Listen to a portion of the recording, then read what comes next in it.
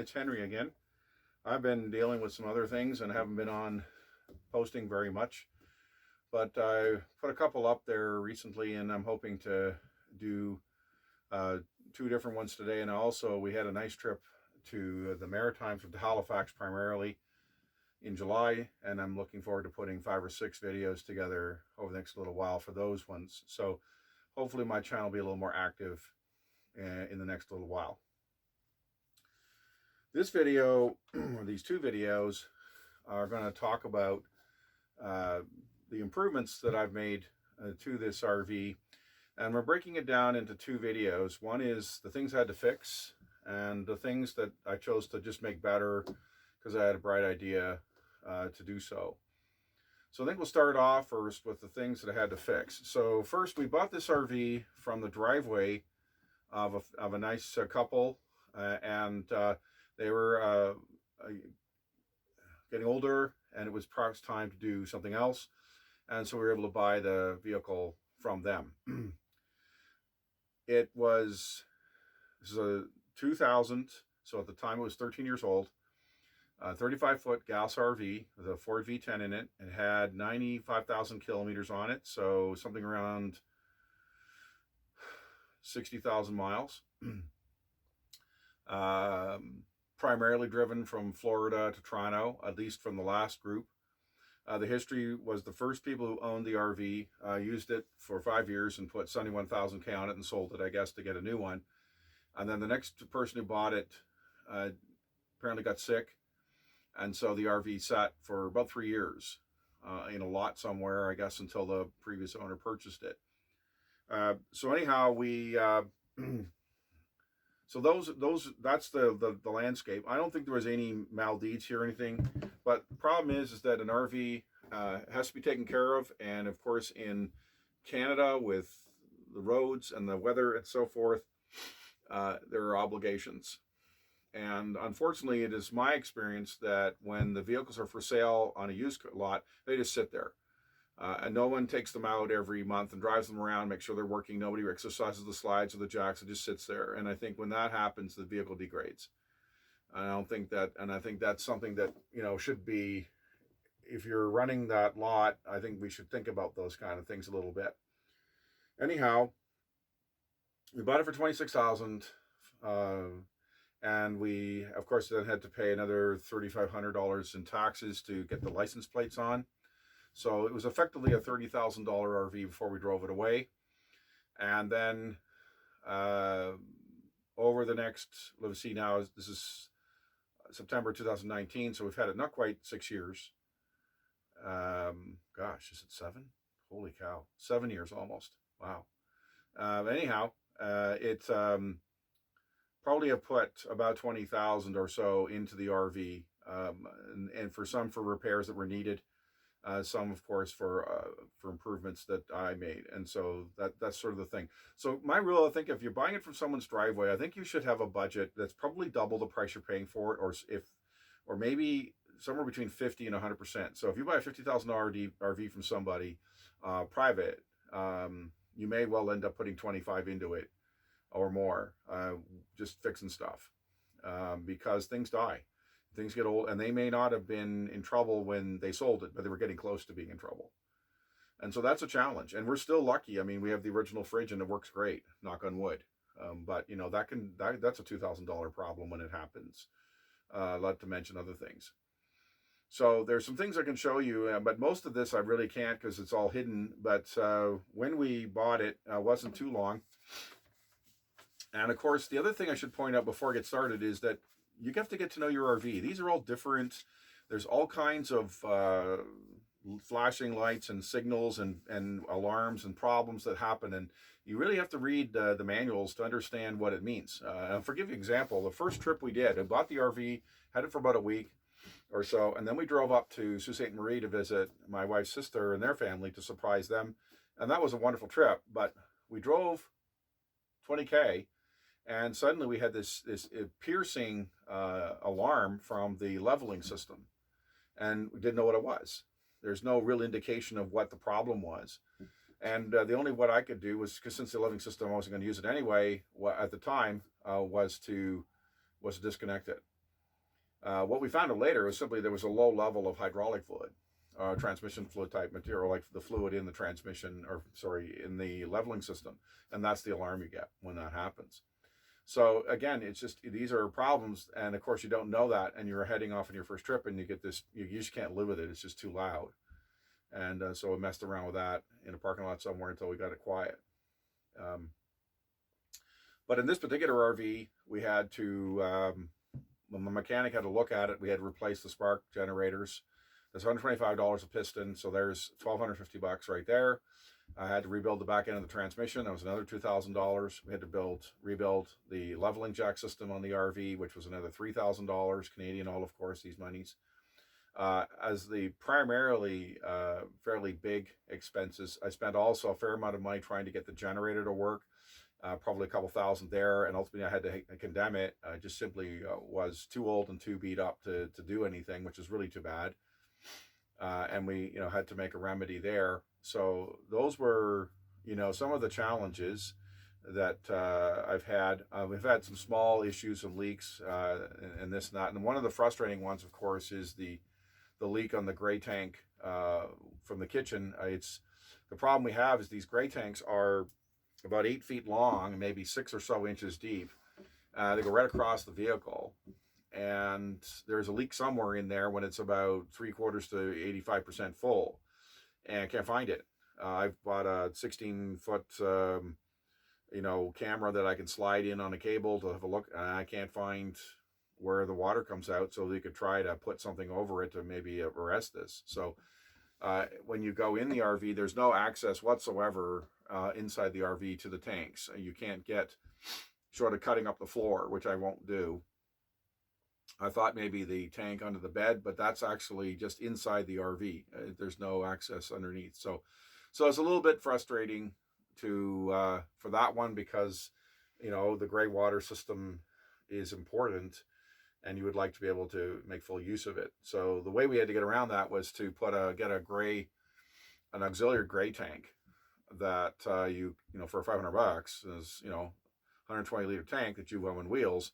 And so if we're on a bit of a longer trip, we can dump into that one and then tow it somewhere to a dump station. And that works if you're in a campground or something you don't want to dig up. If you're at someone's house, the gray water, to be honest with you, is probably no different than the kind of water that ends up in the storm sewers. I mean, if people are washing their cars in their driveway and hosing all that into the storm sewer, I don't think that what would come out of the gray tank would be any different. However, that would probably not be supported in some neighborhoods, and I don't want to be argued about. And of course, we're not driveway surfing all that much anyway. But last summer on the Halifax trip, I had to dump it, and I think I did it twice. And really, what came out of there was just basically water. I'm sure there's soap in it, and but it's nothing. And but it works really well. So there's been different ways to get around things like that. So those were some primary things we had to fix. Also, the storage compartments that are along the sides of the RV, a lot of the latches had become corroded, and you couldn't lock them anymore. Or sometimes you couldn't get them to pop open.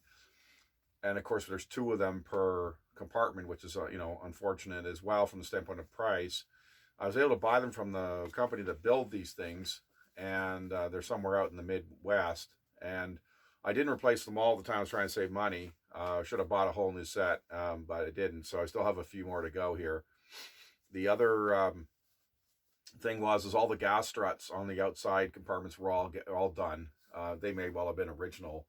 And so the doors wouldn't open very much. And with the locks pointing downward, if you were underneath, and I'm fairly tall, if you were underneath and you bring stuff out, you often hit your head on those things, and that got old really quickly. So by having the struts put in, and then the thing that I've also done is I bought a pair of Carpenter's knee pads, a really good set. I had a cheaper set before, and they come off all the time, but these ones have been really good. So thanks to the nice people at DeWalt for making those properly. So I just put those on when I'm servicing the RV, and then I can be up and down all I want on gravel or other surfaces, and it doesn't matter. You can even kneel in a puddle. They're about an inch deep, so you can, you don't even get your feet wet or knees wet. So they work really well.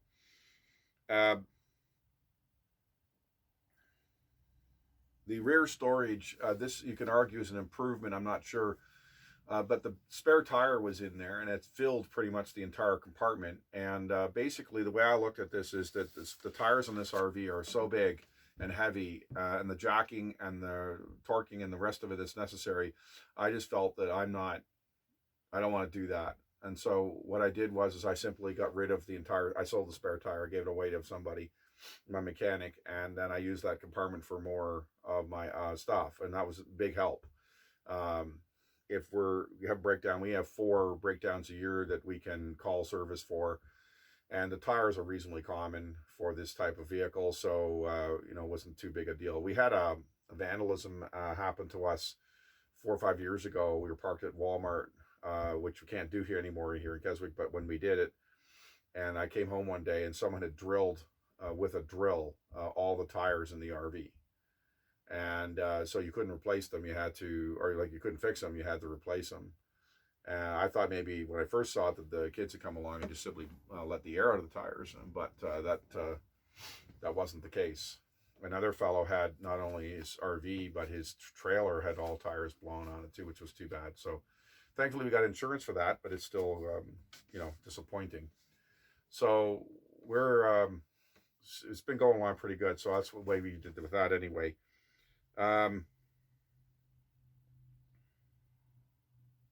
So the slide topper, when we bought the RV, had already a tear in it, and I had put some awning tape on it and so forth. But by the last fall, so after a 6th year, I guess, the RV topper, I got up and I'm putting the tape on it. You could just feel it was just, it was ready to go. And what I didn't want it to do was to tear sometime, and then maybe we could get the slide back in properly, or we'd have water coming in and everything else. So I simply decided it was time to change it. I didn't feel like I had the ability to do that myself with the spring loading on these things, so I had some professionals do it, and so that was $500. That was probably well spent. We also had to replace all the shock absorbers in the vehicle. We drove it for a little while, and the impacts of the road were really significant, and so that was something that we put up with, but ultimately I had my mechanic replacement. It did make quite a difference. So that was probably didn't help with some of our the damage to the gray tank may well have been caused by that, and we replaced them all. We blew the furnace motor on our trip to the Outer Banks. This was before I started making videos, so it's unfortunate we didn't have this. That's an amazing place to go. So the furnace motor quit. Well, it actually began to run, but it was making a really loud sound. And we were fortunate on that trip because we still had the electric heater in the RV, but that's all the heat we had. And then the hot water heater also wouldn't work. So I was kind of frustrated on the trip because I'd done a lot of work trying to make things ready for the trip. And this was our first big tow with the Jeep and all that. And then to have things as important as water and furnace to go on it was pretty disappointing. But I had to get my mechanic to replace the furnace motor. That's a pretty difficult job. Even for him, it took him a while to do it. I think it cost me almost as much in labor as it did for the part. And then of course when he started, it wasn't very long, and the plastic side, which is where the squirrel cage fan that blows the air into the RV, when it got the torque off the new motor, it ripped it all to hell because it was probably half cracked anyway. So we had to get a new one of those, and he had to go back in again. So that was unfortunate. So that ended up being I think if you ever have to go back into a furnace like that, I think I'd replace everything just so it's quicker, and that the parts aren't that expensive. And then the window shades that you see here, we broke some strings in these. So the 2 big ones, this one and the one that's further in front here, these are 4-footers, or at least. So we had to take them apart and learn how the strings go. We had a third one, it's a smaller one behind the camera here also. It was the first one to go. And I was fortunate enough to be able to go to a sewing center, and they actually have the exact cord you need for this, because it's if you get too small a cord, the draper won't hold. It's just the right thickness and so forth. Well, gosh, it just worked like a charm, and we've been really pleased with these.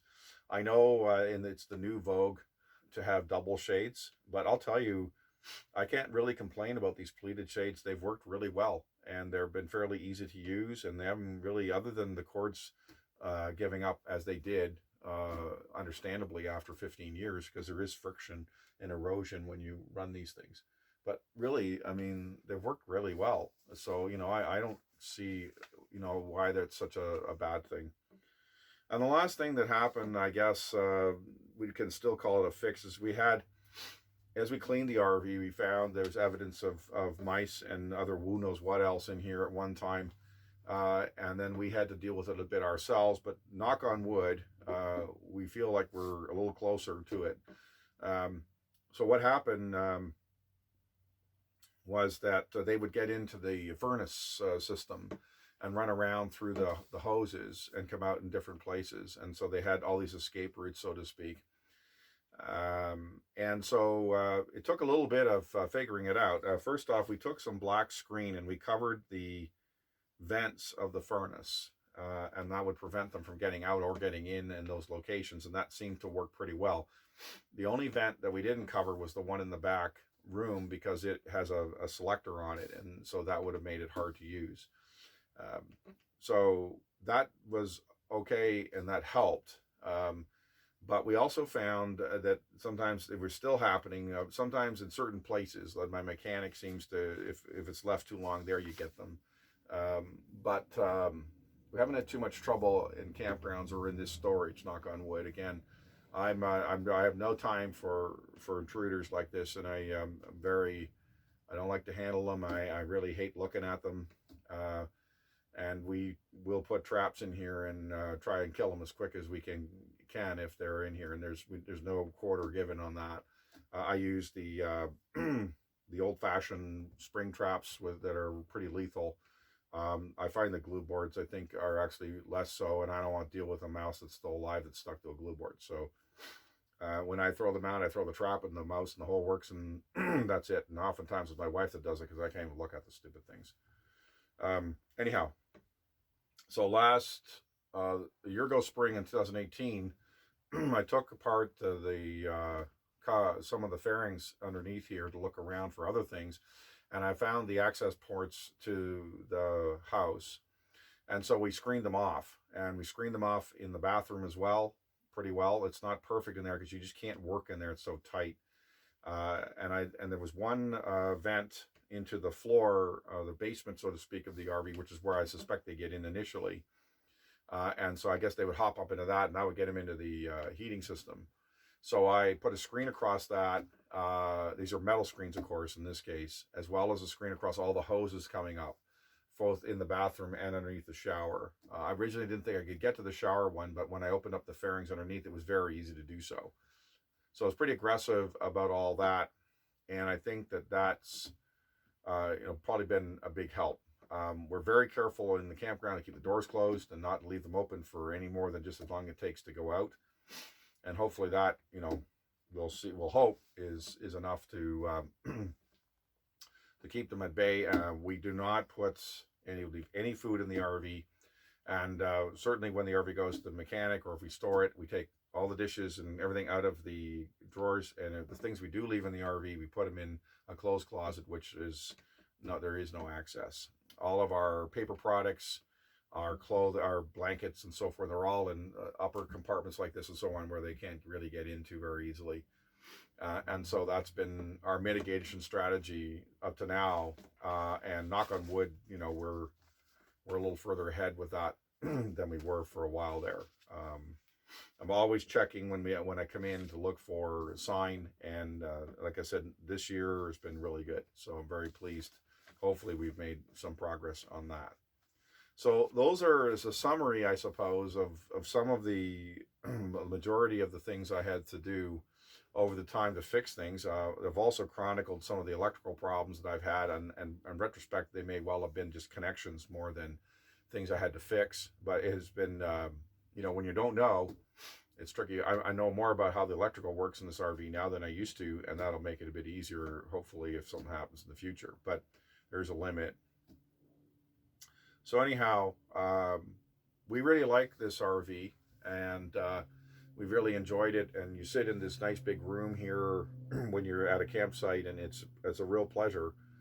Uh, However, when we retire, which depending on the arithmetic will be 3 to 5 years, the I think, and again, if we want to go for longer trips and stuff, I just think this RV is probably getting too old, and also we'd look for some other features. And so we're going to do a video on what we're looking for and how we'd like to go forward on that in the future. But anyhow, this is the tale of what we had to fix to bring it up to where we want it to be on all of it. It was interesting, even this spring, like I had my fantastic fan wouldn't spin. And it really boiled down to the switch on the lid was getting corroded from rain, I guess, and simply wouldn't allow the fan to operate. And you go up on the roof and you cycle it, and then you spray some lube around it, and it's worked great all summer. So these are the kind of handyman things that you really have to have. If you bring it in every time you've got problems with an old RV, I don't know how you justify the cost of it. So you really have to have your own version of it. Now, something else that I do, depending on the trip, I have a few tools in the RV for simple things for a 2 or 3 day trip where we hopefully it's all we would need, if anything. But if I go on a longer trip, I have all my parts boxes, so I have all the light bulbs and other little bits and pieces that we might need, and spare fuses and so forth. And I also bring my tools as well, so if we have a bigger job, when we went to Halifax, for example, I took the whole thing with me. That's a couple hundred, well, it's probably 100 pounds worth of tools and parts and stuff like that. But and the effort to load it too. And so that's been a challenge, is in deciding what to take. But so for a shorter weekend type trip, I generally don't do that. And again, the challenge with a weekend trip with a big RV is to get it on the road. So another video that I hope to do this fall is to talk about how that's done. And believe me, as I say there, I'm 7 years into this and I'm still figuring it out. Because the challenge is that if you go on a big trip and you have the RV in the driveway even, it might be 5 or 6 hours before you can move. And that's too long for a weekend trip as far as I'm concerned. So in our older RV, I used to say I'd like to go from a cold start to moving away in an hour, which was probably unrealistic. And it'll depend on how systemized your family is. If your family has everything all over the place, or they have things in little, if you can live if you have trays that you can put in your drawers in the RV, and you can live out of those trays at home so that you're, living the same time, then all you have to do is put the trays in a crate and off they go. And that's actually really good. So I've got a new plan, and so we'll see. And if it's any good at all, I'll look at making a video about that. So anyhow, so that's sort of the sum of the fixes as I see them right now in the first 6 or 7 years of this vehicle. And I thank you. This is Henry again, and thank you so much for watching.